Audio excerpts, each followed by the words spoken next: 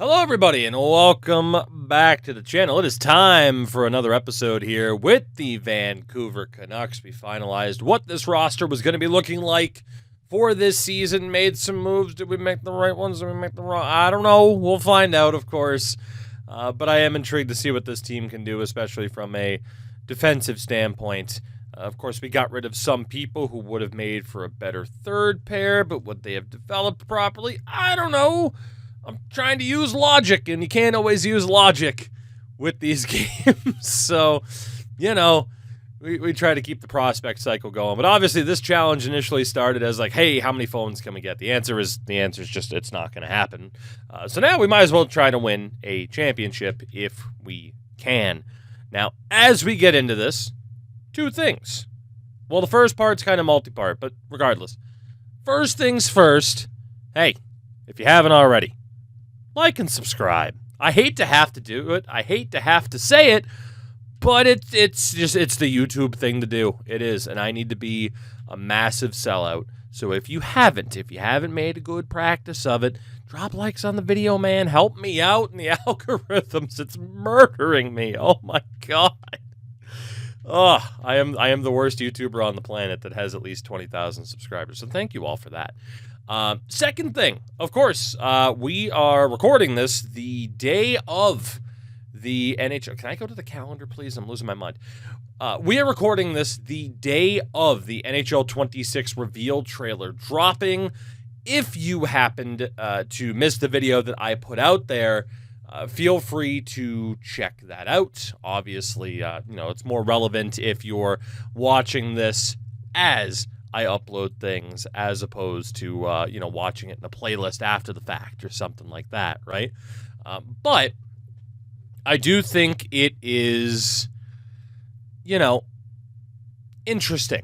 I think it's interesting to see the reaction to said trailer because, well, first and foremost, again, watch the trailer if you haven't watched my video on it if you haven't. But this is kind of a good opportunity for me to kind of talk about, said video, since it's, fresh in mind and without having it be like a directly like, hey, let's talk about the video even further and the reactions to it. I digress. My thoughts on the video were that it was well put together, but I was making the comparison quite a bit, social media side of things and whatnot, that while it's a well-done trailer in terms of the style, it is still just such an EA NHL reveal trailer. Like, you can picture it in your head what that trailer was going to look like before it even came out, Like, that's just a fact. Like, you could envision it, and it's exactly what you thought it was going to be. A well-done version of it, but exactly what you thought. Wow, we suck, by the way, 1-5. It's exactly what you thought it was going to be. And the thing is, that for a lot of people simply isn't enough. And I can't blame anybody for feeling that way. It needs to be more substantial than just, hey, here's kind of teasers and wait for the deep dives. Like, most people don't want to wait for the deep dives. And yeah, sure, with said deep dives, are we going to get more information, stuff like that? Yes, of course. But a reveal trailer is your opportunity to set the tone. And I feel like the majority of people came away from the trailer feeling like, oh, cool, same old, couple changes here and there, but nothing too crazy. And that's not what the EA NHL series needed at all. And in comparison to a lot of other EA titles at this stage, they kind of stayed in their lane when other series have seemingly adapted in terms of how they're trying to hype up their games. If you watch the streams nightly on twitch.tv/Tukey24, again, I stream all the time. If you don't know that either, like and subscribe. Check out the second channel if you haven't already. We have everything else aside from NHL franchise mode over there. NBA, MLB, college football, all the fun stuff. Anyway, you look at those other games, and college football still has the benefit of the doubt in a lot of ways. I have some big issues with that game. But in a lot of ways, like, the marketing for it is still good. It's exciting. They put their emphasis on, realism, essentially, especially in terms of the presentation. Again, I still have my issues with the game. But in quite a few ways, they handle things well in terms of how they're presenting the game. Madden put a big focus this year, and granted, nobody bought it. Not literally, nobody bought the game. It actually comes out tomorrow, if the 1 week pre-order thing, just like NHL is doing. But, nobody really bought it in terms of like, oh, cool, you're just hyping up a ton of changes, but it does look like maybe they possibly hit the mark. That's probably going to age terribly that I said that, but it looks like it, right? It's giving the vibes of, hey, we've actually tried and we're looking to make things better instead of just same old trailer. EA NHL. And then the gold standard right now has to be the FC side of things. Like, even if that game ends up being disappointing, if you haven't seen what the FC 26 trailer looks like, then you are really missing out, because that trailer was fully set up in a way to be like, hey, here's complaints that people have had, critiques people have had, bam, we've addressed it. Hey, here's critiques, bam, we've addressed it. And even if NHL doesn't have as much to show, it's still that idea of, hey, we know you're not happy about this, so here's what we did about it. Just even something like that can go a really long way, even with the little bit that they showed us, right? Like, with Be a Pro, it's like, hey, we've made Be a Pro changes. Obviously, we're going to get a deep dive about it, but it's like, okay, what specifically? Like, tease more than just like, here's the draft and the World Juniors. I just feel like there was more that they could do while still saving some stuff for the deep dive. At the same time, do you even need the goddamn deep dives? I get it's probably like the EA thing and they're forced to do it, but do you even need the goddamn deep dives? I don't know if you do. At the very least, you could have shown more about Be a Pro and then still had your 5-minute deep dive video in a week or two or whatever the hell, right? So it's just one of those things where I don't blame people. Oh my God, I thought it was simulating the whole time. I don't blame people for not being overly excited about the game, because I don't think they gave you a reason to be excited about the game, And one of the things I said in my trailer breakdown was just that idea of like, there's a lot of people out there, at least I think I said it in that, it might have been social media again. There's a lot of people out there that are begging EA to show, hey, we're listening to you, we're fighting for you, we're making the changes that people want to see. Now, of course, no one's going to agree on the changes, right? There are going to be elements of the game that I like that you despise. There's going to be elements of the game that you like that make me want to put my head through a fucking wall. That's the nature of the beast. But again, just showcasing, we hear you, we're listening. Especially after, implementing something like the pressure system a couple years ago, which was just kind of, that was a full-on EA decision. I will promise you that right there. In terms of like, oh, the Game Changers Design Council. Yes, do we get some input? Certainly. But a major decision like that, we didn't get input on that one. They were just like, hey, we did this thing. And of course, the reaction was like, oh boy, what the hell is this going to look like? Maybe it'll be kind of good. And other people were like, oh my God, this is going to be the worst. Decide on your feelings, of course. But it's just one of those things where the community, I feel like as a whole, needs to know, hey, we're actually being heard. And, the whole Game Changer Design Council thing, it's like, we are there to be essentially the conduits for our communities. So it's like, what I see you guys mention, like, I have no problem and have over years now brought that stuff up It's why we still talk about the fact that, like, ECHL's not in there, that the PWHL doesn't have a franchise mode variant, of course, or, the fact that GM Connected, which, yeah, we'll see if that's still going to be a thing, right? Maybe. But, it's just one of those things where, again, I think they needed, whether it be, Be a Pro players, it's like, okay, cool. Oh, sweet, they addressed Be a Pro, but I don't know how many people are just like, hell yeah, they addressed Be a Pro. I feel like a lot of people are like, oh, cool, they addressed Be a Pro. I hope it's good. Like, that's the vibe. Because they didn't show whether or not it's good. They just teased it. Which, again, reveal trailer.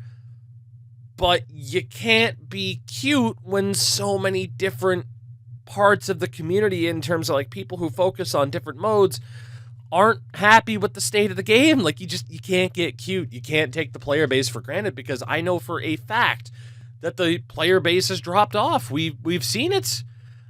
Whether or not, of course, it be you guys here talking about the franchise mode side of things, or the Be a Pro side of things, and communicating with people here on YouTube, or, of course, on the Twitch side of things.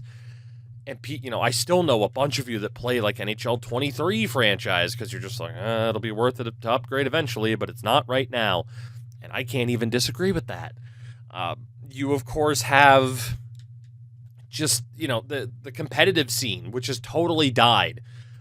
Literally, I'm looking at a comment right now on the YouTube side of things where somebody mentioned the competitive scene with streamers like Nuke, Polgs. Polgs is still around, though, and somewhat, I think. Regs, Josh, like, dude, there were so many people on, like, the Hut competitive side of things. There were so many people that were in the EASHL, Sixes competitive scene that have just given it up at this point.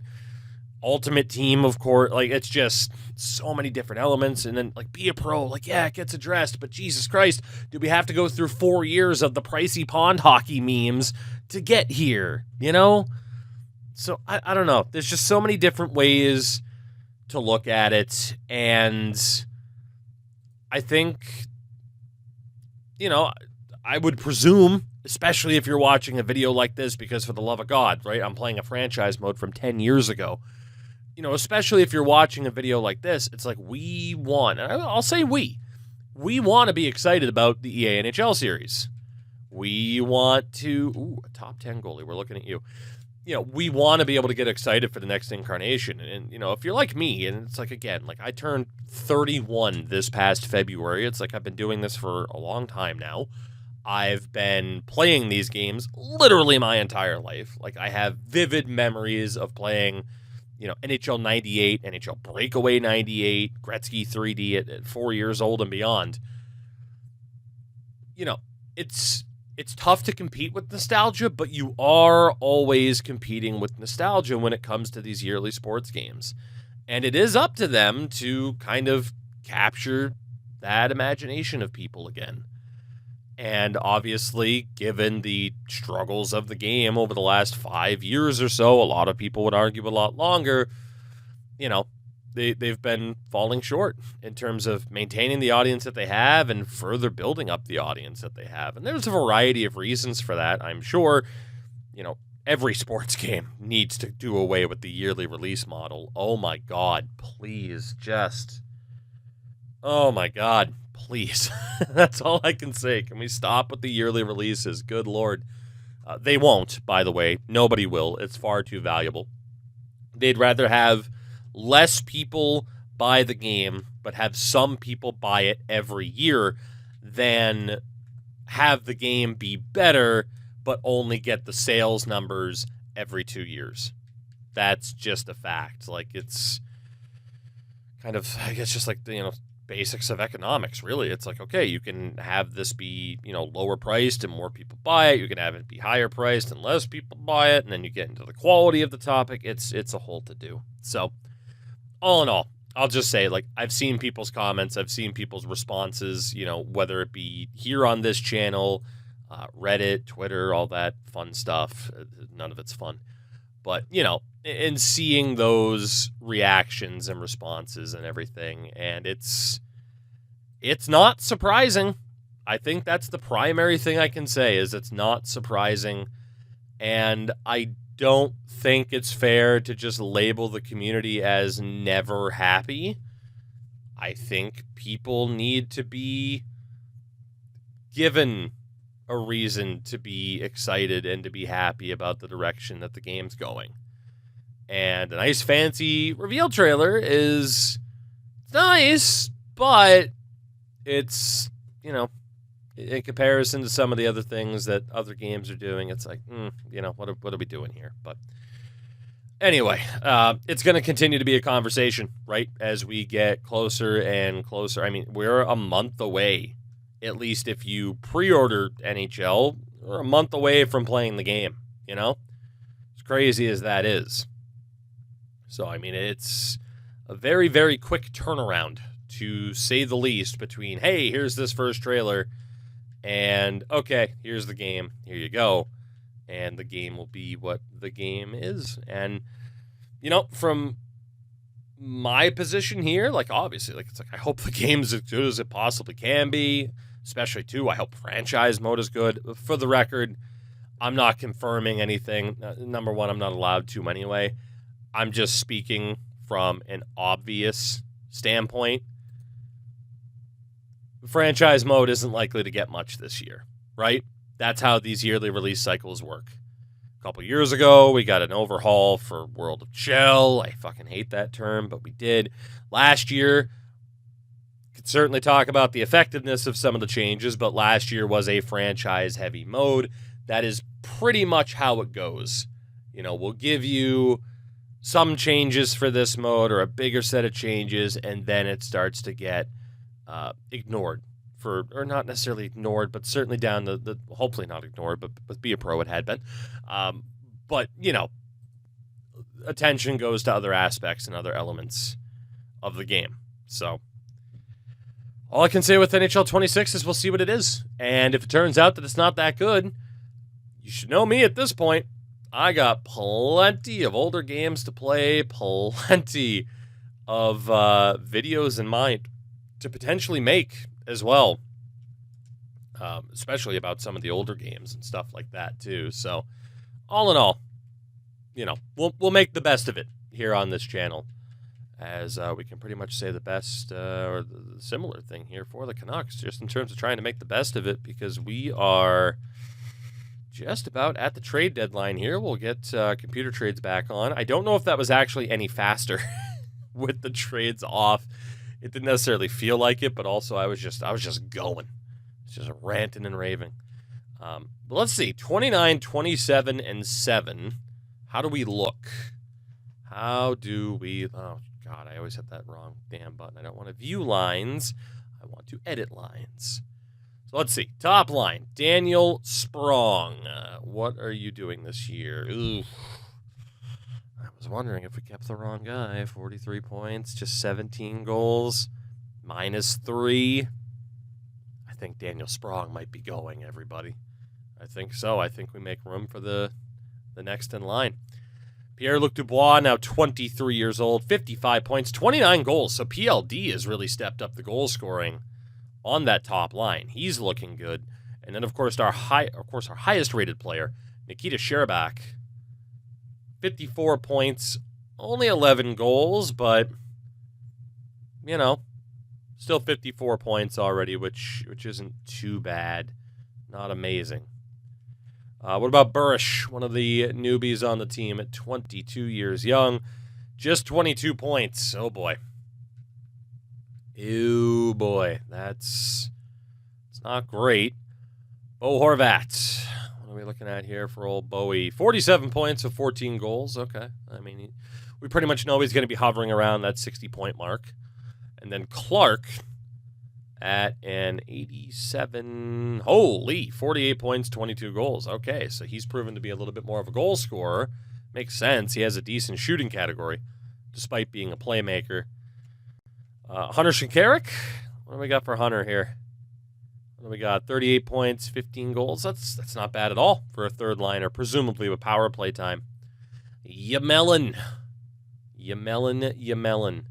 Oh, he's a playmaker, all right. 16 points in 63 games, 1 goal. Obviously not great, though, for a third liner. And then Dwayne Cox, 28 points, 15 goals. Okay. So, and then obviously we could check out the fourth line. But it seems pretty straightforward, pretty obvious. This current incarnation of this team, probably a playoff team, not going to win anything. And Prohorkin has been terrible. If we're going to make a run this year, we need to add to this team. How was Pickard done? 25, 18, and 0, only a 904 save percentage. Okay. So, yeah, if we're going to make changes at the deadline, it's probably for the best in terms of trying to improve things and give ourselves a better chance because, hey, if we can win, let's try to win. I'm not here to just rebuild forever. It would be great to win a cup. So the wants are going to be fully open. And, of course, the surplus also going to be fully open. Players on the block. I don't think we need to put anybody specific. Like maybe Jerry D'Amigo, because at least we know he's a fourth liner. I'm sure he'd be very happy to be elsewhere. Aside from that, we didn't really have too many people to really put up on the block right now. So shout out to Jerry, our one option there. And that will bring us to the trade deadline, and we'll see what we can do about improving this team to hopefully be able to make the playoffs. Ottawa is calling. They want Zach Burish. Magnus Schroeder. Not a bad player, but certainly not Burish. I mean, that first rounder could be anything. It could even be Burish. So let us take a look. We're not necessarily exclusively looking for prospects. Although Vukafuji is not too bad, but he is 20, so Arizona with Webb. Also not that hot. So we're kind of looking for someone whose trade value is at least at the D of trade, if not above. So Pjolstrom on Boston. Ryan O'Reilly on an expiring deal. That is certainly the type. Ooh, Tyler Johnson as well. Brody, Colborne, Killorn. All right. I mean, Buffalo and Calgary right now. Got Matt Martin, Christopher Stieg. All right. Columbus, Puljujärvi, of course. Dallas with like Goligoski, Tatar, Nyquist, Polkinen, Danny DeKaiser. So there are definitely some teams that are looking to tear it down. And I think we will definitely be beneficiaries of that because I think we can try to go for it here. Shout out to Mikhail Bodker, apparently an absolute beast. I did want to see if there was any like super high prospects. There is Kessel and Letang, which would be great. But, oh man, imagine Phil Kessel next to Nikita Sherbak, you know? Damn. Even if Kessel is older. All right, so there's no crazy prospects. But, okay, Letang has got to be a two-way, right? Or an OFD, I should say. He is a two-way. Right-handed two-way. What would we even do defensively? I mean, I think he'd be playing, but it would probably be like, unless we were to drop Bean and Tanev down and find somebody who can play. 23 points, 12 goals for Jake Bean, second year in a row. He doesn't get a crazy amount of assists, but he does have a really good shot. I mean, Kessel's definitely interesting. I don't know if he's the best fit for the team, but, I mean, man, it's Phil Kessel. My goat. 32 goals, 60 points. Dude, he looks good. Kessel, Dubois, Sherbak for the top line. How much time was left in Kessel's deal? It is the final year of his deal. And, I mean, we were thinking about moving on from Daniel Sprong, who, of course, was with Pittsburgh for a while. But is it worth moving that young of a player for a veteran if we're not entirely sure about the team, you know? That's the risk. So, I mean, centers, Dubois, Horvat. There's no denying, like, an actual proper set of centers would help. I mean, there's no denying it would help. And then that right wing side is already so damn stacked as it is.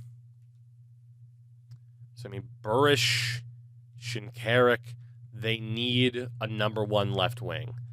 It hasn't necessarily been Daniel Sprong. Even though his shot is really good, he is just, I mean, his shooting percentage is down to an 8.7 compared to a 13.8. Has 0 game-winning goals. And it's tough. I mean, how long is he signed for? He's got 2 years after this. We look at the centers. Horvat's deal is up at the end of the year. Dubois' deal is up at the end of the year. Burish and Shinkarik each have a little bit of time left. Sherbak's deal is up. He's already getting paid $13 million. Obviously, like Clark, Cox, Mallet, Nightingale now, too, in that mix. It just doesn't necessarily feel right to move Sprong for Kessel, even though it would make us better. You know? I think at the very... I'll think about it. What we need to see is if there are any teams shopping some of their high-end centers to actually get some natural centers into the mix. The unfortunate element to this team is both Dubois and Horvat are two-ways. Granted, they're putting up points, but it's still a little bit awkward. Kind of situates us in getting a Ryan O'Reilly, another two-way, and just having that defensive strength down the middle on all 4 lines. How has O'Reilly done point-wise this year? He's got 51 points and 23 goals. I mean, that is damn good. That is damn good. Calgary, of course, Tyler Johnson's going to be a playmaker, right? No, he's also a two-way with 53 points. I mean, obviously, we can't get Johnson and Eichel. It would be one or the other.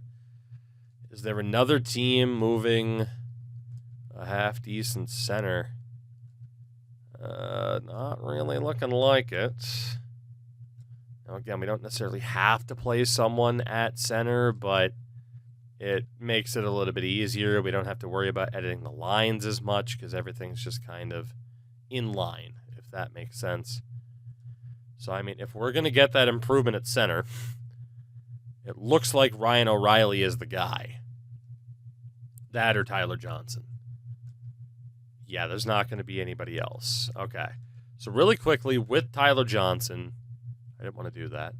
$7.7 million last year of his deal, first-line player.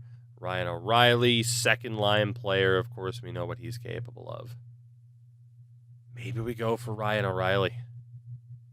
God, he is expensive, but he puts up points. That would give us a top 3 centers of Dubois, Horvat, and Ryan O'Reilly. And then, I mean, I said earlier, Eric Stahl can suck it, and he's a playmaker too, so that doesn't even work for us. What about Hodges? Hodges is a sniper. So we'd still have to find somebody else, unless we wanted to use Dave Boland, who, you know, from a defensive, physical standpoint, still useful.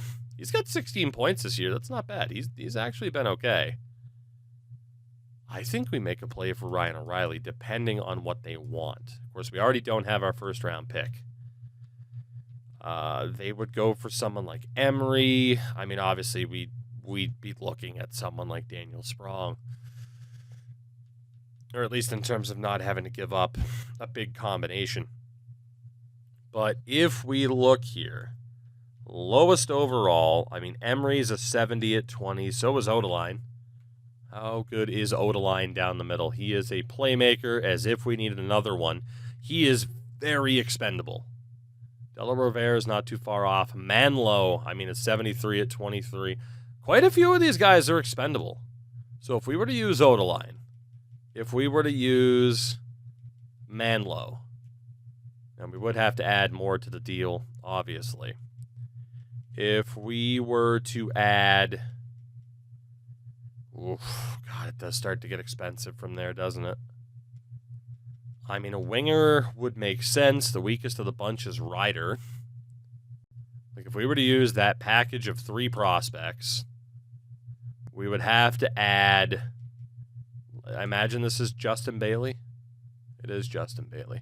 What if we add Justin Bailey and... is that, like, Tanner Eberle? It is. Okay. What if we add these 2?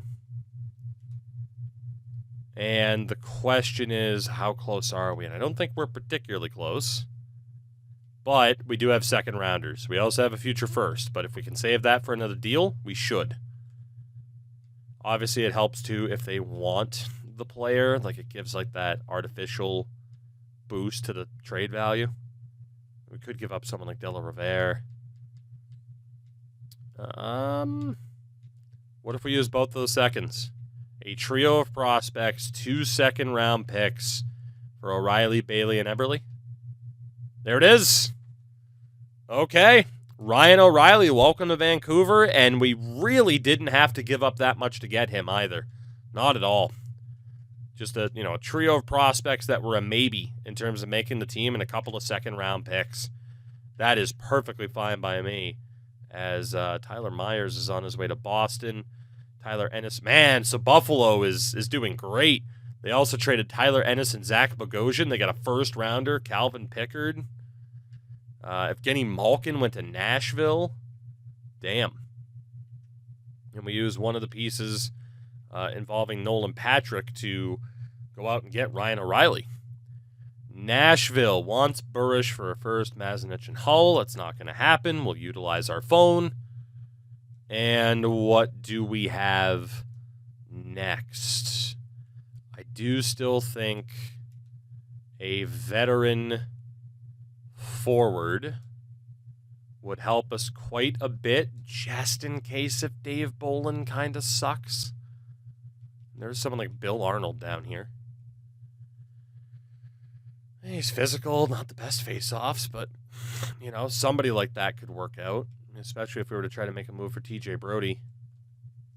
Looks like Calgary might be the best option for us. Goligoski, Santorelli. And that's decent, like, veteran presence, but nothing too crazy. Teddy Purcell. A lot of these teams just have absolutely nothing that we're interested in. It's just a whole bunch of prospects. Nikolai Kulemin, Bodker, Stahl, and Butler. Shout out to Chris Butler. And obviously Phil Kessel is still out there. So, we'll check Winnipeg really quickly too. Well, Matthew Perreault, unless he's a playmaker. I had a hunch he was a playmaker. And then Nick Patan's going to be more offensive as well. So, Calgary. I don't think this has to be a blockbuster of a deal, but getting someone like Bill Arnold just to be like depth for Dave Bolland isn't the worst thing in the world. Left wing side, let's be honest, we need someone with a little bit more skill in the top 6. Now, Jerry D'Amigo could certainly be dealt in a different deal. Vujic is still there. We didn't even see how he was doing. I mean, obviously, he should just be skating and hitting everything that moves. He's got 12 points, too. It's not bad. So, like, D'Amigo could still be used. We could have, like, Shinkaruk, Burish. We need that top left wing. It's been Sprong. Will it still be Sprong? I don't know. But in theory, we have what we need there. Right wing side... that is where I feel like we have a bit of a problem. Like, Cox is a power forward, which isn't bad. Clark was a playmaker. And then, of course, Sprong and Sherbak. We could use a right wing that brings a little bit more defense to the lineup. Or a little bit more grit, in which case Joe Colborne is a pretty good fit. He's overvalued for what he would bring. The alternative would have been Colton Sevier, who is also there. So honestly, yeah, Colton Sevier, Bill Arnold, just a couple of depth pickups that could be a pretty good fit for us. Shouldn't be that difficult to get them. They do want Oda Reyes. They want Mapletop, Pizzetta. I mean, what if we do Oda Reyes, Mapletop, and Pizzetta? I mean, that should be... I don't even think we have to use Pizzetta, honestly. Well, we do because we need a roster player. So, yeah, sorry to the Pez dispenser, but he's got to go. And if you don't call him the Pez dispenser, that's your problem. What if we do a 4th rounder? Just to even it out? There it is. Michael Pizzetta on his way to Calgary. We get a couple of dudes just to really round out the depth. But I do still think we have another major move heading our way. Justin Bailey, if you get claimed, so be it. Left wing side, Tanner Eberle, if you get claimed, so be it. God, Osplin could probably go too.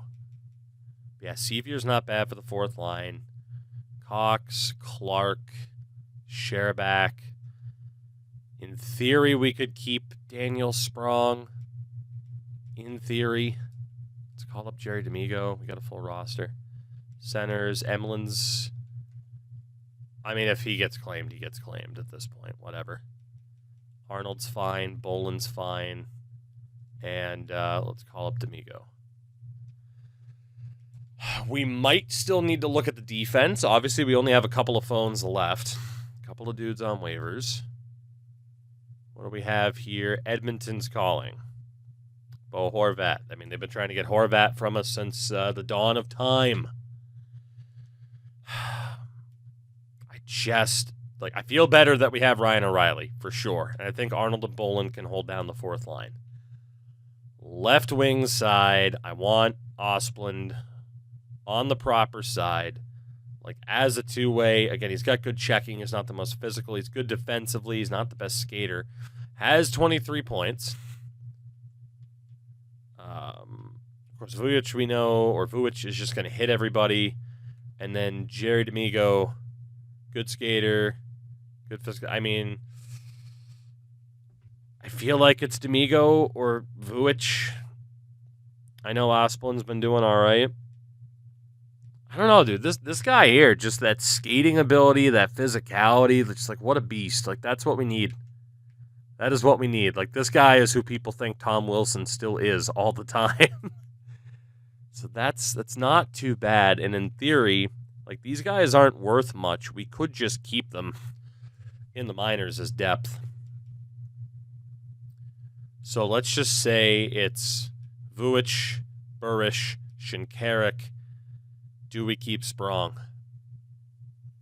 With Sherback, Clark, Cox, and Sevier.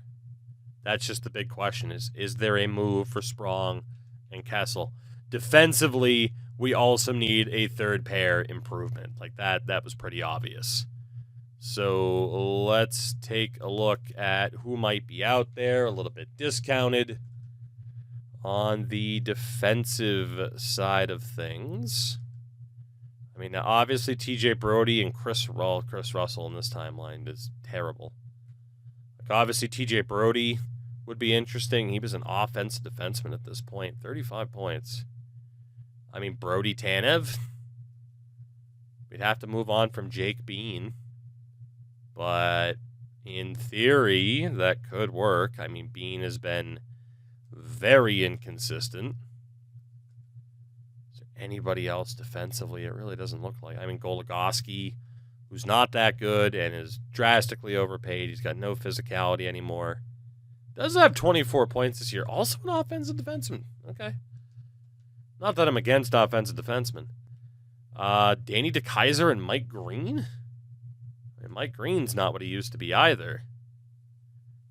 DeKeyser, from an attribute standpoint, fits pretty well. He's got 40 points? How? All right, well, no denying Danny DeKeyser would certainly improve the defense. Is Mike Green completely cooked? Defensively, yes. Offensively, he's still capable of a little bit. I mean, Danny DeKeyser would be expensive, but goddamn if that doesn't improve our defense. And I feel like that might be more important than anything else. I mean, Mark Stahl's there too. And then obviously Letang. Oh, man. I mean, think about it. If we end up with Letang and with Kessel, what does that team look like? Could also try to end up with Tim Erickson in the same deal and have an Erickson-Letang pairing. Oh, that Pittsburgh possibility. That Pittsburgh possibility. Oh, man. It's Pittsburgh or Detroit, and I mean, Pittsburgh would be like the blockbuster, trying to get Letang and Erickson, and then if we're doing that deal, we might as well just try to get Phil Kessel. But also, I don't know if we could manage to get more than one at a time. Damn. Danny DeKeyser. It's a little bit easier to get him. You do have someone like Faith, like Koltsov. I mean, Filatov could definitely go. But one of these two here would pretty much get the deal done. This guy's a sniper. He has a decent shot, but he's not incredible. And then what about Koltsov? Koltsov's a grinder who's good defensively, but doesn't have the best physicality in the world. So good. We got a sniper with no shot and a grinder without any physicality. Let's get value for the grinder then. What is the issue with this trade? What is the issue with this trade? I don't understand. What if we do Faith? No. Okay. What is the issue with this trade? Okay, we can do it for Osplund. Is it because I'd have to put somebody on waivers? It doesn't make any sense. Okay. What if we do Koltsov and Rasmus Osplund? Nope, because now we would need to take something else back. Oh, this is fun. Can we get Nathan Horton's veteran contract? Honestly. Give me Mike Green. Is his deal up? Oh, no, he's got 2 years left after this. Screw that. Give me Nathan Horton. So, I mean, DeKeyser. Obviously, that Koltsov's the big part of the deal. Can we also use Filatov? Koltsov, Filatov, Osplund, who again really isn't needed at this point. And sweeten the deal with a fifth. Danny DeKeyser, welcome to Vancouver. Pretty happy with that. I do wonder how Markstrom's doing as the backup. 900. So defensively, it's Bowie, Theodore, DeKeyser, Bean, Tanev. And DeKeyser is a lefty. If we can find a good right-handed shot to play with DeKeyser, we're pretty much good to go. Nathan Horton, you're going on waivers. And, well, I guess we'll just put Jerry D'Amigo through waivers at this point. He got claimed. That's fine. He wasn't worth the phone call to try to trade him. So I'm glad Jerry ended up on another team. So, yeah, I think just the big thing is Daniel Sprong going, and can we find a right-handed shot? And it was Toronto that claimed Jerry D'Amigo as well. Was there a good right-handed shot that was out there? Obviously, we're not trading Bo Horvat. Was there a good right-handed shot on the market? It will be a little bit easier to get. And you never know when the AI is going to change up their blocks, but they haven't done much. So Brody was a lefty, right? Yeah. Which isn't... I mean, we can play a lefty on that side, but it's more ideal for the power play. Is there... Goligoski was also a lefty, right? Yeah. Can we get a right-handed defenseman, please? That's not Mike Green.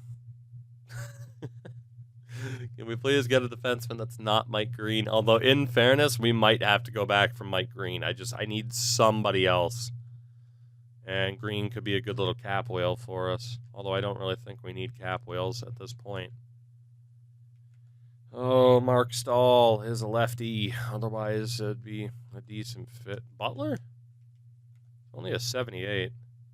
Lefty. I'm going to have to go back and get Mike Green, aren't I? Philly, nobody. Pittsburgh. Kessel is out of the picture. God, but Chris Letang is still there, so I wonder what happened to Kessel. Man, if we can bring in Chris Letang. Is Kessel gone? Yes, he is. Somebody picked up Phil. Dude, they're going full Kyle Dubas mode right now with all those picks. I mean, man, if we can get Chris Letang, why wouldn't we, right? Why wouldn't we? So skaters matching block. I mean, Emery would make sense. Defenseman for defenseman. You have Cox, Mallet. I mean, Malone, another good young defender. Blum isn't worth a ton. We would have to use somebody on the roster, which they don't really want anybody on the roster, because why would they? What if we were to use Andre Padan? And then I imagine now we have to take back a couple extras. So what if we take on Erickson and Tyler Pitlick? Okay, the math isn't mathing. Why isn't the math mathing? We have the cap space. Kind of. What if you retain on one Christopher Letang? Not that I want that trade value to be any higher, but just to make sure we can actually push this damn deal through. So Pitlick is there. What if we add Erickson? What if we also add just like Dalton Smith? No. Okay. What if we take Pitlick away? Why isn't this going through? I'm very confused. What if we take away Andre Padan? Nope. What if we take away Blum? And we have Emery with whoever the hell, Bill Arnold. Why am I still getting an X? I don't understand. I genuinely don't understand. What if we take on Dalton Smith and we throw Tanner Eberle into the deal? No. And we also throw Justin Bailey into the deal. I don't get why we're getting that X, but okay.